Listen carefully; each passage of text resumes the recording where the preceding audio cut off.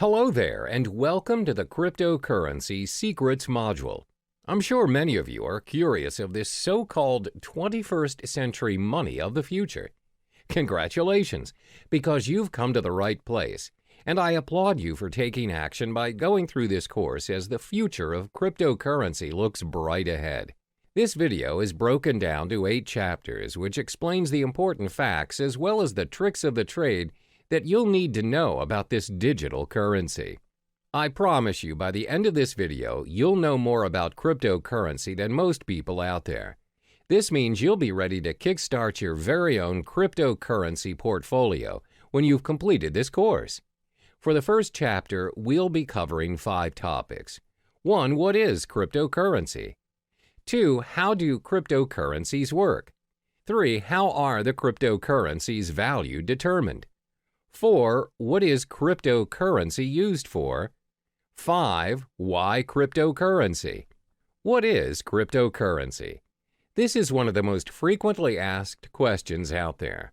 What is cryptocurrency?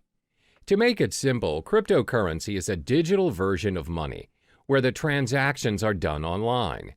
A cryptocurrency is a medium of exchange just like your normal everyday currency, such as the US dollar, but designed for the purpose of exchanging digital information through a process known as cryptography. The first ever successful cryptocurrency emerged from the invention of Bitcoin by Satoshi Nakamoto.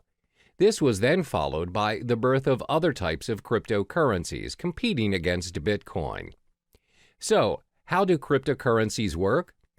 The reason why cryptocurrencies are in such demand right now is because Satoshi Nakamoto successfully found a way to build a decentralized digital cash system. Now, what is a decentralized cash system? A decentralized cash system means the network is powered by its users without having any third-party, central authority, or middleman controlling it. Neither the central bank nor the government have power over this system. The problem with a centralized network in a payment system is the so-called double spending. Double spending happens when one entity spends the same amount twice.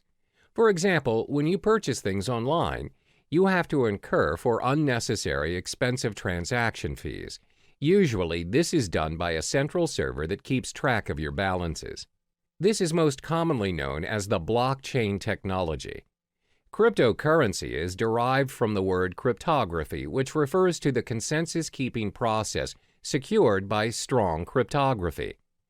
Blockchain technology functions in managing and maintaining a growing set of data blocks, and this is by using the decentralized, or known as the P2P, peer-to-peer network. In blockchain, once a piece of data is recorded, it cannot be edited or changed.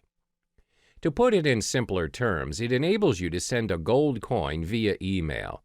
The P2P network is a consensus network which allows a new payment system and the transactions of new digital money. Let's illustrate an example. A cryptocurrency like Bitcoin consists of its own network of peers. Every peer has a record of the complete history of all transactions as well as the balance of every account. By the end of every transaction upon confirmation, the transaction is known almost immediately by the whole network. A transaction includes a process where A gives X amount of Bitcoins to B and is signed by A's private key. After signed, a transaction is broadcast to the network. The information is sent from one peer to every other peer on the network. Confirmation is a critical stage in the cryptocurrency system. Confirmation is everything. When the transaction is not confirmed, it has the possibility of being hacked and forged. When a transaction is confirmed, it is set in stone. It can't be reversed. It's impossible to be hacked, and it's not forgeable as it is part of a permanent record of the historical transaction. The blockchain. The blockchain can be likened to an online ledger where all transactions are recorded and made visible to the whole network. This comes to show that cryptocurrencies are not secured by people or trust, but by complex mathematical equations. It is very secure, and it's highly unlikely that the address of a currency is compromised. Only miners are able to confirm a transaction. This is their role in the cryptocurrency network. They record transactions, verify them, and disperse the transactional information in the network. For every completed transaction monitored and facilitated by the miners, they are rewarded with a token of cryptocurrency, for instance, with Bitcoins. Since miners play a major role in the cryptocurrency system, let's look at their role in more detail. What are miners doing? First and foremost, principally anyone can be a miner. Miners are needed because of the nature of the decentralized network where they have no authority to delegate tasks, and the cryptocurrency needs some kind of system to prevent any form of network abuse. For instance, a person may create thousands of peers and spread forged transactions.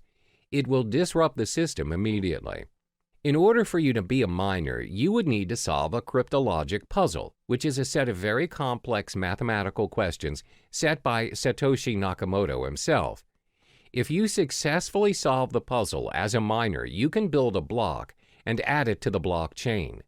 The miner is also given permission to add a cryptocurrency transaction to the system, which automatically grants him a specific number of bitcoins. This is the only way to create valid bitcoins. Bitcoins can only be generated if a miner can solve a cryptographic puzzle. The level of difficulty increases with the amount of computer power the miners invest. How are the cryptocurrencies' value determined? The value of cryptocurrencies are dependent on the market, where the prices of various cryptocurrencies vary a lot and is one of the most fluctuating and volatile markets to date. The price of cryptocurrencies, like any other product, is dependent on the demand and the supply. If more people demand a particular currency and it is short in supply, then the value increases. More units are mined by miners to balance the flow. However, most currencies limit the supply of their tokens. For instance, the total amount of Bitcoin issued is only 21 million. Therefore, Bitcoin's supply will decrease in time and will reach its final number by 2140.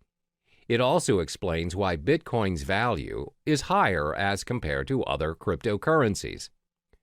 Now, you must be wondering, what is cryptocurrency used for? Cryptocurrencies can be spent for different purposes, and the best part is, all transactions are completed online. There are 3 different transactions that can be performed when using cryptocurrency. 1. Bitcoin trading. 2. Personal spending. 3. Crowdfunding. First is Bitcoin trading. Bitcoin trading can be very profitable for both professionals and beginners. The market is new, where arbitrage and margin trading is widely available. The currency's high volatility has also played a major role in bringing new investors to the trading market. Compared to other financial currencies, Bitcoin has very little barrier to entry. If you already own Bitcoin, no verification is required and you can start trading almost instantly. Moreover, Bitcoin is not fiat currency. This simply means the price is not related to the economy or policies of any single country. And unlike stock markets, there are no official Bitcoin exchanges. Instead, hundreds of Bitcoin exchanges operate 24/7 around the world. Because of no official exchanges, this results in no official Bitcoin price, where the currency is known for its rapid and frequent price movements. Second is personal spending. You can use Bitcoin to purchase almost anything, from buying cars to traveling the world. In December 2013, Tesla Model S was purchased for a reported 91.4 Bitcoins. The dealer, located in California, continues to accept Bitcoin as a means of payment. They have since managed to sell a Lamborghini Gallardo for 216.8 Bitcoin. You can also travel the world using Bitcoins. Just head to www.cheapair.com. On the 22nd of November 2013, they announced that they would be the first online travel agency accepting Bitcoin. You are able to purchase flights, hotels, car rentals, and cruises. You can even book the whole package. Cryptocurrency also provides the chance for you to give back to society. How? By crowdfunding. You're able to be a part of someone's success story by donating to a crypto crowdfunding project. Companies such as Lighthouse have built their crowdfunding platform using Bitcoin. So the perks of donating through this system are you will not be charged for your donation, and funds will not be released unless the project meets its criteria.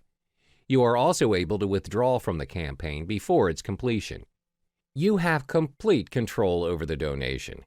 Examples of successful funding campaigns are from Dogecoin, which includes campaigns run for NASCAR driver John Weiss. The question is, why cryptocurrency? Apart from cryptocurrency being very secure and is run through a decentralized network, there are other properties which projects why cryptocurrencies may be the most talked about topic in town. It's also been considered as potentially an investment vehicle which may garner massive returns. Have you heard of Eric Finman? He's the teenage Bitcoin millionaire who started picking up Bitcoin at only $12 a piece back in May 2011 when he was just 12 years old. He received the Bitcoin as a tip from his brother and a $1,000 gift from his grandmother.